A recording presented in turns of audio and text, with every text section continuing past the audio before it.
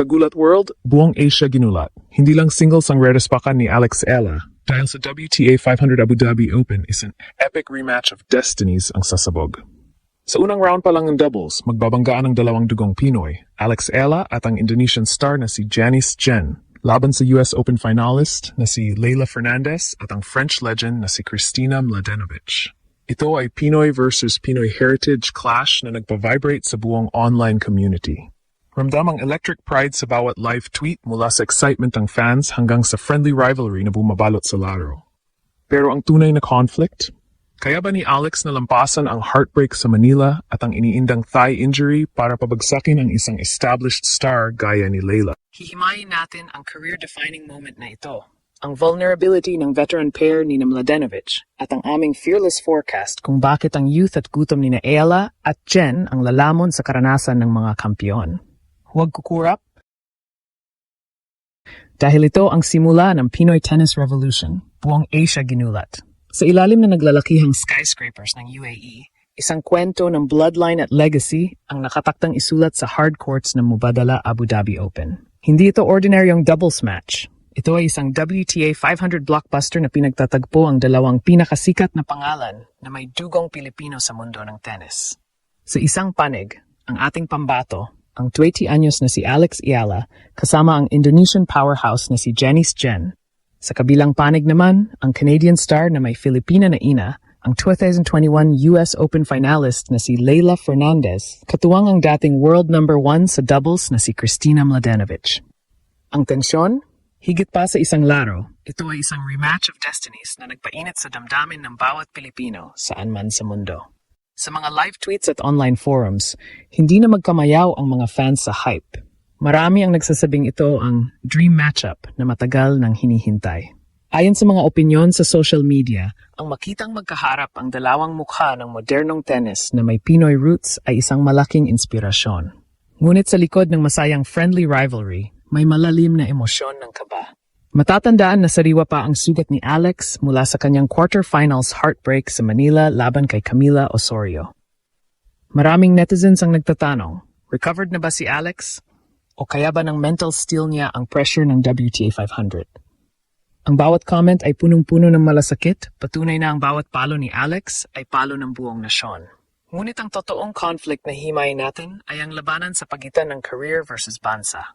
Si Alex Ella ay kasalukuyang nasa gitna ng isang brutal na WTA Tour grind. Sa gitna ng kanyang thigh injury at mga nakaraang pagkatalo, marami ang kumukwestiyon sa kanyang kakayahang makasabay sa mga elite guards gaya ni Fernandez. Si Leylah, sa kabilang banda, ay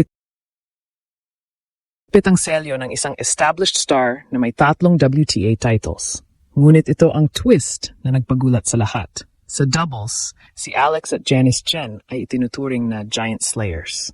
Gagamitin ni Alex ang underdog pressure para maging gasolina sa court. Sa bawat baseline bomb ni Jen at net speed ni Ella, balak nilang i-flip ang script at patunayang ang bagong henerasyon ay handa ng manakop. Ang online buzz ay hindi lang regional. Ito ay isang global shockwave. Ang labanang ito ay nagpapakita ng pag-ospong ng Asian tennis forces laban sa mga European veterans. Sabi nga sa isang trending post, "This is the Pinoy Tennis Revolution charging." Habang naghahanda ang dalawang panig para sa kanilang clash ngayong February 6 set, ramdam ang panginginig ng online communities. Ito ay hindi lang tungkol sa puntos. Ito ay tungkol sa kung sino ang mas gutom sa tagumpay. Inaasahan nating ang bawat hiyaw ng laban. Sa Abu Dhabi ay magmumula sa puso ng mga kababayan nating nag-aabang sa Heritage Showdown na ito. Sa unang tingin, tila dehado ang ating pambato. Paano nga ba lalabanan ng duo ni na Alex Ella at Janice Jen, ang isang powerhouse team na binubuo ng isang Grand Slam finalist at isang former world number 1 double specialist? Ngunit kung himayin natin ang mga huling laro ni na Leylah Fernandez at Kristina Mladenovic, may mga cracks in the armor na pwedeng pasabugin ni na Alex. Ayon sa mga tennis analysts sa X at Reddit, ang pressure ay wala kay Alex kundi nasa panig ni Leylah. Bilang established star, inaasahan ng lahat na sila ang magdodomina. Pero sa doubles, ang chemistry ay mas matimbang kaysa sa individual na kasikatan. Ito ang tactical advantage na balak gamitin ni Alex para gulang WTA scene. Hihimayin natin ang vulnerability factor. Si Kristina Mladenovic, bagamat isang legend sa doubles, ay madalas magkaroon ng issue sa kanyang second serve at footwork sa mga unang round. Si Leylah naman, kahit number 32 sa singles, ay madalas maging agresibo sa net na nagbubukas ng malalaking butas sa baseline. Dito papasok ang lefty laser ni Alex Ayala.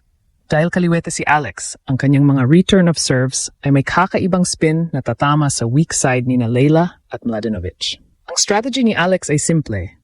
Pilitin ang mga veterano na maglaro sa awkward angles kung saan hindi sila sanay. Dito rin papasok ang tindi ng partnership ni na Ayala at Janice Chen. Ang Indonesian star na si Chen ay kilala sa kanyang baseline bombs. Ang malalakas na palo mula sa likod na pilit na nagpapaurong sa kalaban. Habang si Chen ang nagpapakawala ng apoy sa likod, si Alex naman ang magsisilbing net assassin. Ang bilis ng kamay ni Alex sa harap ng net ay nakita na natin sa kanyang mga nakaraang doubles matches. At ito ang magiging shock factor para kina Leylah. Sa mga live tweets, marami ang nakapansin. Ayala's net game has improved significantly. She's quicker and more decisive now. Ang youthful energy ni na Alex at Janice ang susubok sa pasensya ng mga veteran guards. Ngunit paano ang injury conflict? Sa gitna ng kabi-kabilang opinyon sa social media, may mga nagtatanong kung kaya ba ni Alex na makipag-agawan sa net kung may iniinda siyang thigh injury. Ngunit ito ang warrior mentality ni Alex na flips the script. Gagamitin niya ang injury na ito bilang mitsa para tapusin ang mga points ng mabilis. Imbes na pumasok sa mahabang rally, asahan ang mas agresibong atake mula sa ating pambato. Ang bawat palo ay magiging high risk, high reward.